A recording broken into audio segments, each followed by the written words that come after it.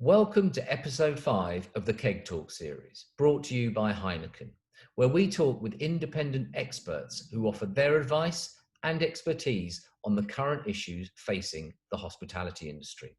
We will also be taking questions from you via the Pub Collective website, and we'll be getting through as many of those today as we can.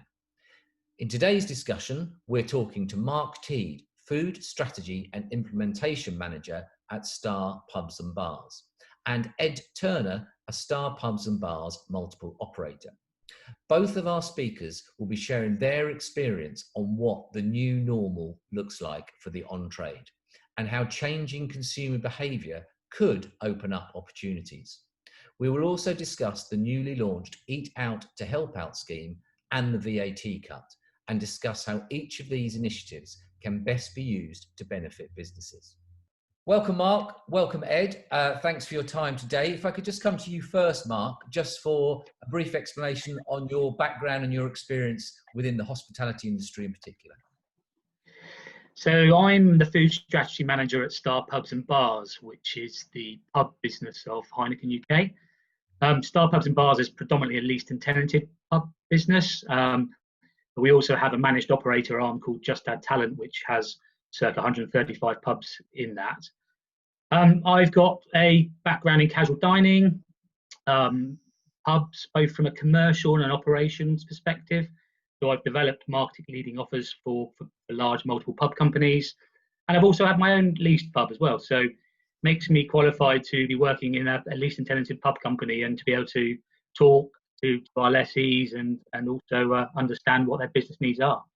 That's great. Thanks, Mark. Ed, same for you. Just a bit about your background. I started off as a graduate trainee at Charrington's, as it was, about 30 years ago, and that eventually became Mitchells and Butler, and I started the Castle concept at Mitchells and Butler, and then I joined a fledgling company called Geronimo Inns with Rupert and Joe Cleveley, which we built up to a very successful business that was sold to Young's, and I stayed with Young's for a while and ended up on the board of Young's, being commercial director of Young's as well as MD of Geronimo. And then I left there, and since then I've joined the board of Breakspears. I've started a premium tomato juice company. I do some other consultancy work, but more importantly, I've got 2 star leases that I've had, one in Salisbury and one in Newbury. So I've been through the COVID crisis, and I've also been through the Novichok crisis. And at my heart, it's all about pubs. Great. Thanks, Ed. So we're going to start off talking about the changing consumer habits and what that means in terms of potential opportunities. So, Mark, if I could come to you first, your sort of experience or overview of the consumer trends that we've seen starting to emerge in these changing times? Yes, well, I'm going to use some buzzwords here that I've picked up over the last 4 or 5 months of health is the new wealth, and how we're an upskilled nation. You know, Joe Wicks has led us on every morning for the last 4 months, and we've all been on YouTube tutorials or Instagram following our favourite chefs and cooking with meal kits. It's about acting local. We want to look after our own. Gone through such a big shift, and just about acting local and looking after our own suppliers, our own producers, the food that's right on our front doorstep. Comfort. We want to be surrounded by a bit of comfort at the moment, and that's led to some retro things coming back. You know, I couldn't get hold of jigsaws during the lockdown, and the amount of people playing board games, and we've all got bikes now. You know, so when it comes to opportunities, we've got bike racks, and a lot of us have added 4-legged friends to our families over the last 4 months as well. So whilst they might not be trends, they're all things that have changed certainly, or how we've inherited things, or we've bought things, we've purchased things, we're behaving differently. That I suppose how can we transpire? How can that work in pubs, and how can we make it happen? Yeah. Ed, can I come to you for your thoughts on that as actually an operator? I spent days thinking about how do I get in local, and how do I get in bike racks, and how do I get in this sense of well-being and wanting to look after everybody else. and then the financial impact of it all hits you, and you go, well, actually, I'm going to go with the supplier who's still going to supply me, the supplier who's still opening. I'm going to try and use up the stock I've got in my cellar first. So I think there's a real intention to delve into these trends, but I think everyone's got to be very careful at the moment that we don't get carried away and go and, you know, completely change all our drinks lists or completely change all our menus, because God forbid there was a second lockdown or something, or a local lockdown like they've had in Leicester. But I think that we've slowly got to just appeal to people's, I think that, well, the biggest trend at the moment is nervousness, and we've got to really appeal to that. And I think I think doing I emailed the Bridge Club who used our pub a lot, and that's an older group of people, whether it's jigsaws like Mark's involved with or Bridge. I think you've just got to be very sensitive that nervousness is the biggest issue we've got at the moment. And with, I think it's 75% of pubs open, only 25% of restaurants open, there's just not enough trade out there. And I think that's the biggest trend that we have to do. But when they get in there, then you've got to be very friendly. You've got to try and create the atmosphere that they've missed. You've got to give them the comfort food that they want. Basically, what people really want is not to have to cook a meal and clear it up themselves. What they also want is a beer in a pint glass. God forbid you can drink beer in pint glasses again. They don't seem to mind. The price isn't really the issue. It's just being, what they're desperate to do is to be with their friends, and that's the hardest bit for us, is controlling them, stop them coming in with too many of their friends. But so there's lots of really good intentions, which is based around being local, which is based around sort of the health and well-being, and particularly about standards and cleanliness.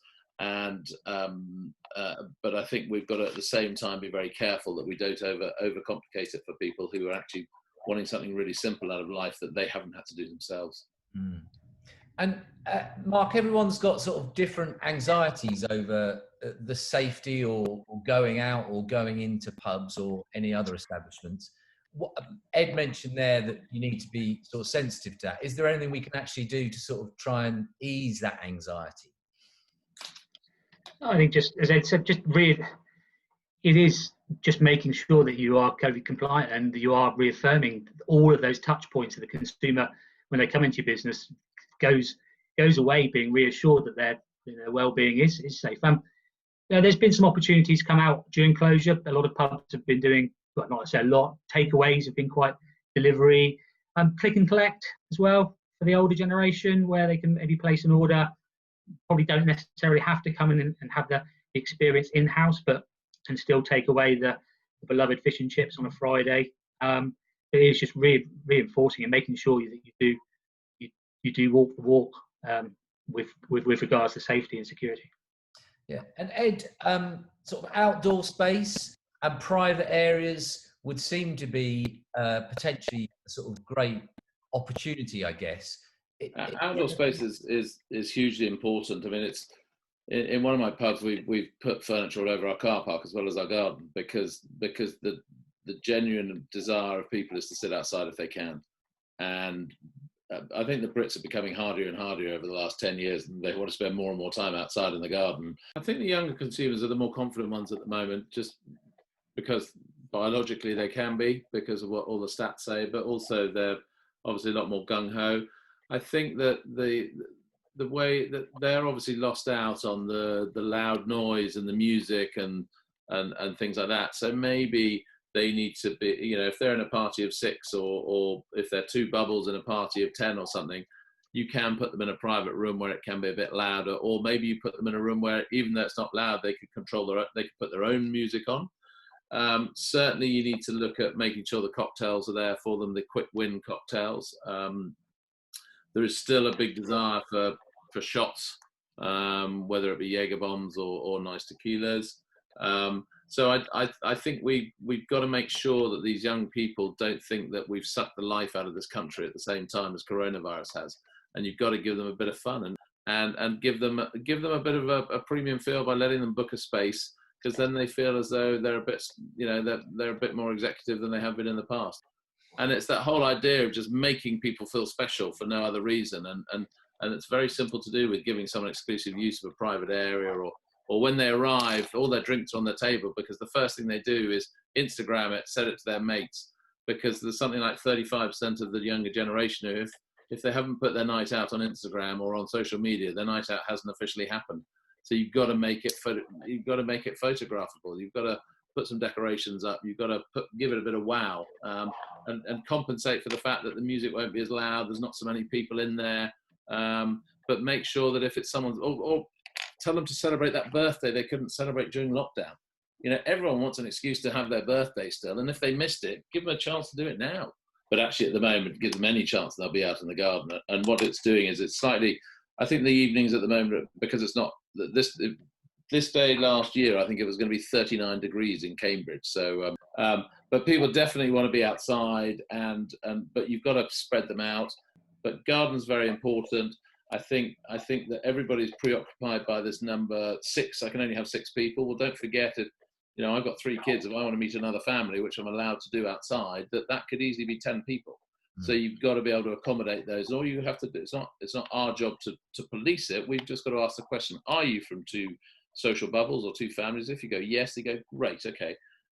Then you can use that space, and we can put you 2 tables together. And I think we've got to be slightly bold, but still very cautious. I've had lots of people who come into my pubs and go, "We're really reassured that your staff are still wearing face masks."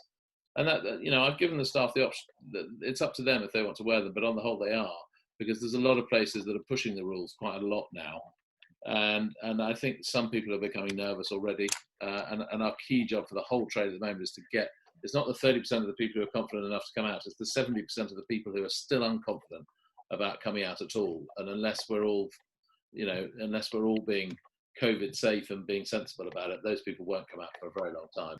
Just a very specific question on that outdoor space that came in from the Pub Collective is about the licensing. I mean, if you use your car park and things like that, does that impact your license? No, I've got an off-trade license, so I'm basically doing off sales into my car park. My car park is not part of my licensed area, but you're allowed to do off sales onto it. But there are the government has opened up the opportunity for everyone to make quicker applications to get more extended table licenses and things like that. I think that you just need to have a chat with your local licensing officer or your local council, and they're being very supportive, because they need to give everyone a reason to be able to go out there. And actually, if you can have a no smoking outside and you can have an area where they can smoke just beyond your seating, do that as well. I know it sounds a bit ridiculous, but actually people are liking it if you can do that. Yeah. Mark, could I just come to, I mean, Ed's touched on a number of things there that pubs are doing or could do, sort of encourage people in, both from the reassurance, but also making it a memorable place to come. Anything else you've come across, heard of, seen put into action? You can still recreate things in the garden that you would do before lockdown. There's chef's tables. You can create a sense of luxury. You almost start to create mini VIP zones out in your gardens, which are a bit more premium. The experience of beer tasting. There's still things that you can do in pub gardens that wouldn't normally be inside. I've started to see the return of quizzes in pubs that are using digital assets. Bingo, the things that people used to come to the pub for the experience. It still can happen as long as it's in a COVID safe and secure way. I think the other thing we've got to look at is that a lot of people are booking online, and apart from the fact that it gives you a chance to take their name and their contact details, which is part of our compliance with track and tracing, is actually you can start to plan your service. You can start to plan your staff rotas much better, because you've got a much better idea of who's going to be there. And actually the smallish cost of getting one of these online booking facilities is I think it's money very well spent at the moment. Having something like an app is normally slightly a larger expense, but that gives you the ability in a large garden for people to be able to order their own drinks, so you're not having to do table service over the whole garden. So again, it's quite a simple numerical exercise to see whether it works for you. But I think that if you're talking about trends, pre-booking and things like that is really important as well, and making sure that people can do that, because if they can't pre-book with you easily, then they might not look at you at all. They may go on to the next person. Then you've not only missed out on a drink, you may well have missed out on a nice lunch.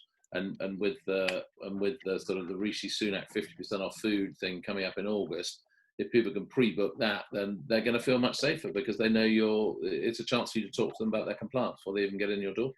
And Ed, Mark mentioned about people coming back to pubs, to do things they used to do, like games and bingo and all that sort of thing. Are you finding quite a positive attitude about the pub being the centre of the community, the hub of the village, whatever it might be? I think there's a real polarization. I think there is, the confident people are just trying to treat them as they used to be, and are very happy just coming back in and seeing their mates.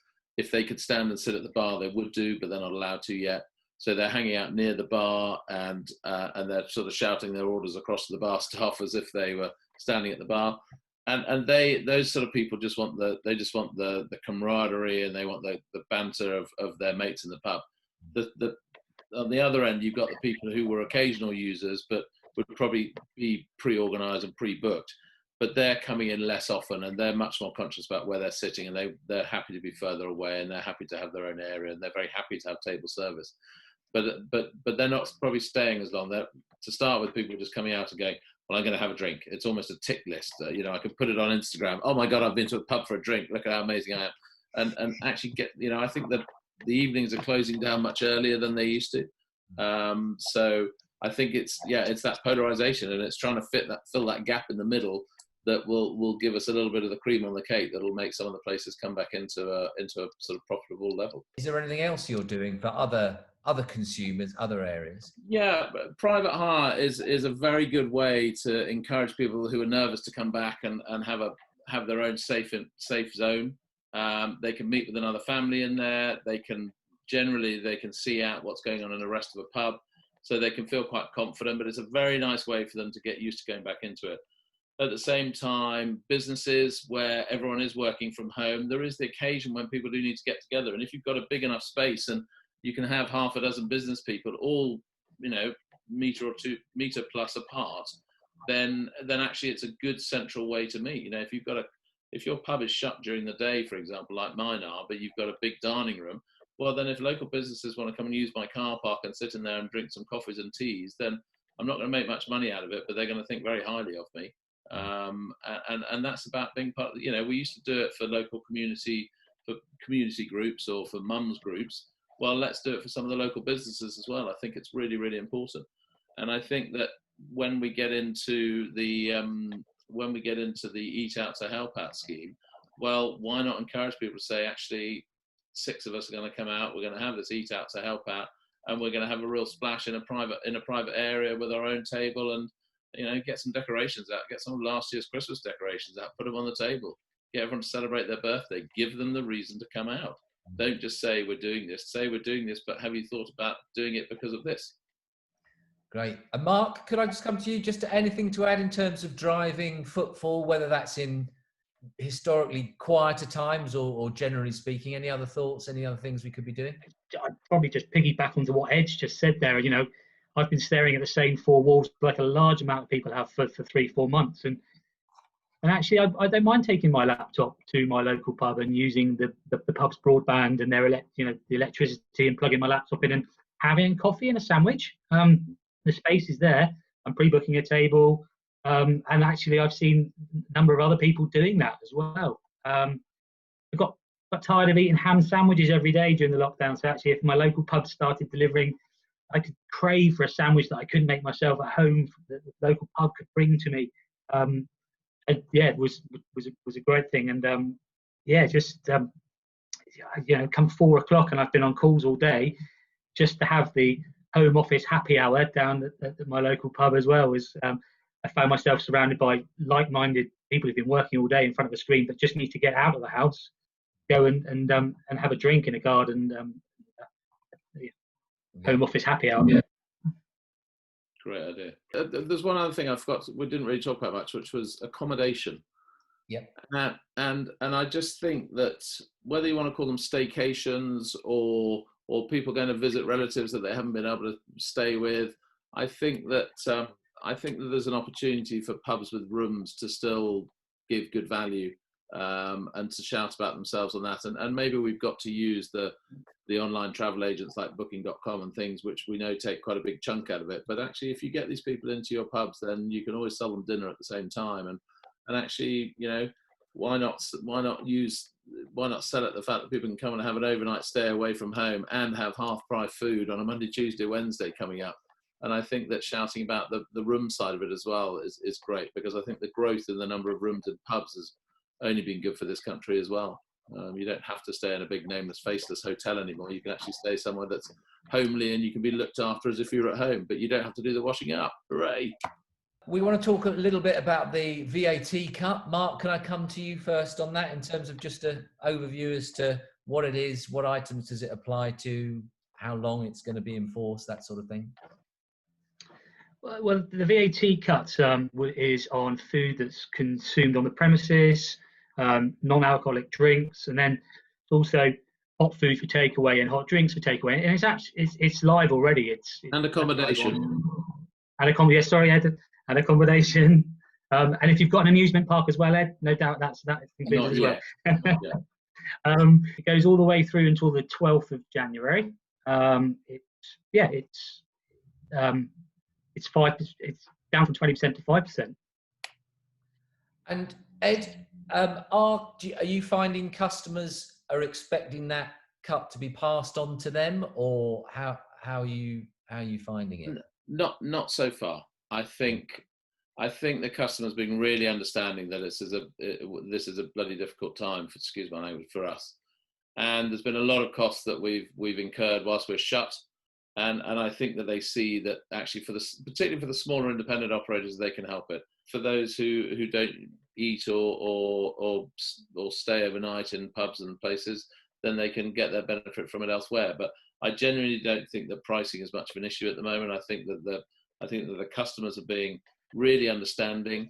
I mean, that, you know, what during lockdown was when all the annual price rises go through, when national minimum wage goes through, when we reopen, we've got to have extra people on manning our doors. We've got extra costs in terms of PPE and health and safety, all quite rightly so.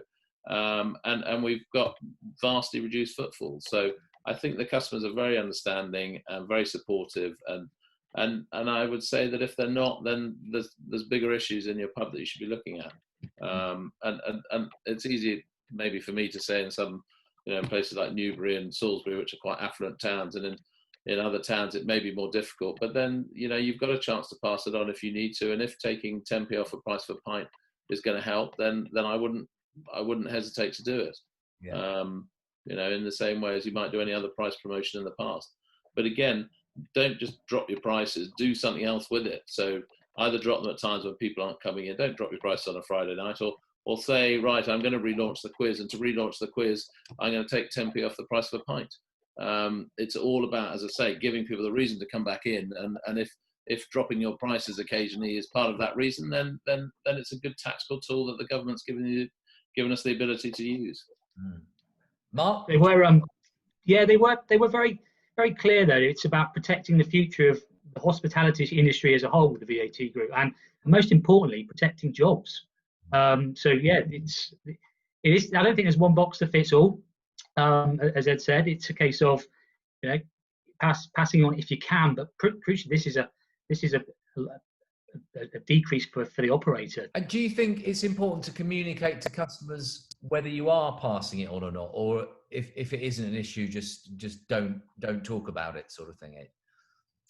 I think that it's something that should be done word of mouth, because it's the right way to describe it. I think if you're a big organisation, then it's a good PR angle. Then do it. If you want to be, if you're going to go the whole hog and reduce your use all the savings and reduce your drinks prices, for example, then tell everybody about it. I think one of the things about lockdown is everybody is quite calm. Everybody is very protective of their neighbour. They're aware of the local businesses, and actually, in an easy, meaningful conversation with some of your regulars, they'll totally get it, because I think that genuine belief in looking after your friends is far greater now than it was back on March the 17th or 18th, or whenever lockdown started. You mentioned the Eat Out to Help Out scheme there. Can we talk about that for a little bit, in terms of, can you just, Mark, tell us what the initiative is and how does it work? So the Eat Out to Help Out scheme runs from Monday to Wednesdays. It starts on the 3rd of August and runs for the whole of August, ends on the 31st. Monday to Wednesdays, and is for food that's consumed on the premises and non-alcoholic drinks. And it's a discount scheme up to the value of so the consumer gets up to £10 off the value of their bill. And you can use it as many times as you like. So you can go out for lunch, John, have 50% off your bill, which is clear to stress that it's only on food consumed on the premises and non-alcoholic drinks.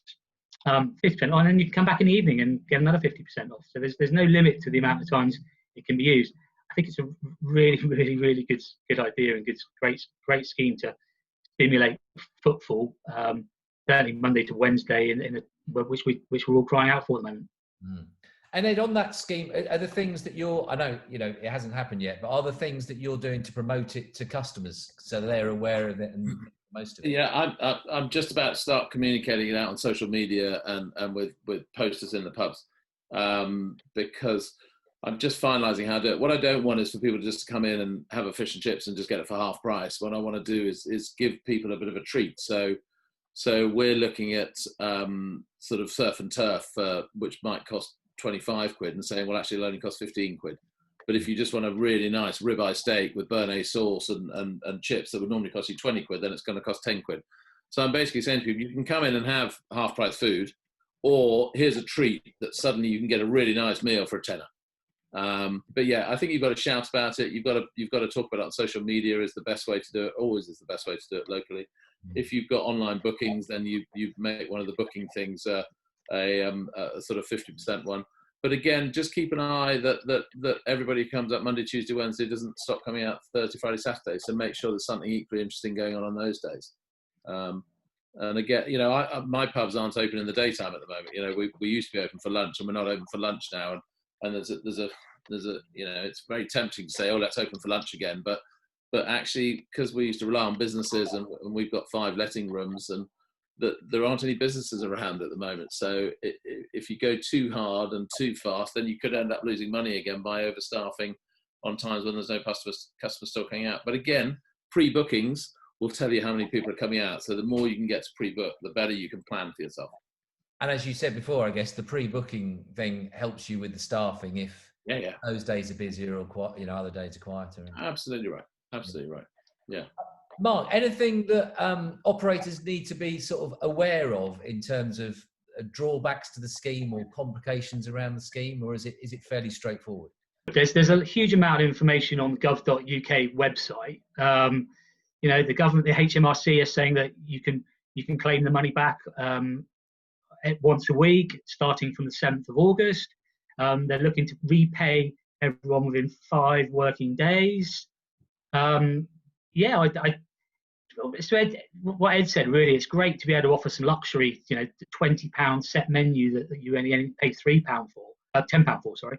But I'd also like people to think people are going to come out with £10 in their pocket, find that their bill was discounted down to £5, and then go, oh, I've got £5 left here. I'll maybe treat myself to an alcoholic drink or a dessert, which then I'll get another 50% off the dessert. And or even use that as an opportunity for coming out Thursday, Friday, Saturday, because they've only spent half the money. I think it's crucial that if you're actually partaking in it and you've registered for it, that you shout about it. You don't want people who are already coming to your venue coming in the door and then automatically discounting down their bill. Ideally, you want them to come because they're going to get a discount. They weren't going to come beforehand. Heineken are providing all their customers with free point-of-sale support through POS Direct to enable them to be able to advertise the fact that they're in the scheme and a part of it. It's a good chance to promote drinks like Heineken Zero as well, because they come under the discount too. So actually, we used to have people come in for our quiz, or 2 blokes would come into one of my pubs, and one of them always drove. So one of them had 4 pints and one of them had 4 Cokes, and now one of them has 4 pints and one of them has 4 pints of Heineken Zero. And actually, they both enjoy themselves more, and the income is better for us, and they're happy to pay the price for it because it's a good quality product. And there are some really good non-alcoholic drinks out there, whether it be seed lip or different versions of spirits at the same time. So don't just think about it as, oh, I can sell more Coca-Colas.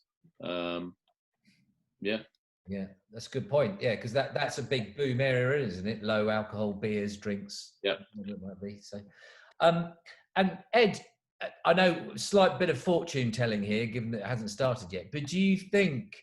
Is your gut feeling that consumers will spend the money that they're saving on other things in the pub, or they'll take it home with them? I think they might take it home, but if the sun comes out, then they'll come back to the pub, so Right. they'll still have it in their pocket. I just don't think people are spending that much on other things. So it's either saving or we need to give them another reason to come out. And the sunshine, as we know, is the best reason for them to come out. But actually, if you can spend a bit of money on putting bunting up across your garden, or if you can put some speakers outside so there's some music outside, or if you can get some local musicians to come and do a little bit of acoustic music in your garden, which I believe you're allowed to do, and you can advertise it as a sort of jazz lunch on a Monday, Tuesday, Wednesday, and maybe you just put the hat around so that they're doing busking in your garden, as it were. Then I think you've just got to get creative. You've got to give people the reason to come out, because a lot of people, if you don't give them a good reason, they're just slightly nervous and they will stay at home. And I think as Mark said, this 50% off is a really good reason for people to come out. But just make sure they don't just do it once and then sit at home again. Yeah. And could I just come back to you, Mark, and I'll come to Ed as well on this. In terms of when we started, this is the 5th episode of these discussions. When we started, operators didn't really know when they were going to be back in business and how things were going to look. Given where we are now, are you seeing reasons for optimism? Are you seeing light at the end of the tunnel, Mark? Degrees of, yes. Again, as Ed said, we've got 70% of pubs open currently. People are going out, people are using gardens, but there's still a lot of people that aren't. And we've got to, as we've talked about, we've got to give them the confidence to come out. Yeah, I think there's degrees of optimism, but we've still got a lot more work to do, and to persuade people to come out. Yeah. Ed, would you agree? I think that the customers who are coming out are being very supportive and are being very kind to us. I think that there are two key things. One is what happens when gardens aren't as usable as they are now, because what space we've got is going to be, people could lose anywhere between 10 and 80% of their trading space. So that's the first thing. The second thing is, I think particularly through September and October, it's going to be very hard. There's going to be less sport. There's going to be a lot then comes back on what support, if there's any further government support, and what support our landlords give us. And on the whole, I'm very lucky with the landlords that I've got, and they've been very good to me so far. But I think the key to it is trying to keep as many pubs open as possible until we get through into sort of next spring. And by next spring, let's hope that everybody's having the new corona jab or whatever it may be, that's all being talked positively about now, but maybe some live sporting events will be much better. And if we can get through into next spring, then we've got an amazing year next year with the Olympics, with the European Cup and everything, and probably 1 million weddings that have all been backed up from this year. You really need to be on your toes and make very quick decisions. If a Monday isn't working for you, don't deliberate over it. Stop serving on a Monday and reduce your costs and move on. I think you've just got to be quite ruthless at the moment. Funny enough, I'm feeling quite positive about Christmas, because I think that even if it's tables of 6 going out or 2 families at tables of 12, I think that by the time we get through to there, everyone's going to be so desperate to have some fun that I think that there's nowhere better to do that, and nowhere more of better value or more flexible or more fun than the pub. I mean, is it being too optimistic to sort of to look at it that people have realised the true value of pubs, and maybe we took them for granted before? Or am I too rose tinted there? Do you know what? I think if you go back through any of the crises, the financial crisis we've had, or us going off, wars occurring, whatever it may be, the heart and soul of this country is still in the pub, and I don't think anybody will ever forget that. So I think that everybody appreciating what's near them and what's local to them, what's home, is great. But yeah, I think the pub is so ingrained in our psyche that actually I think the customers will do anything they can to hold on to us. Thanks for all your time and answering all those questions. Lots of good information there. And yeah, thank you very much indeed.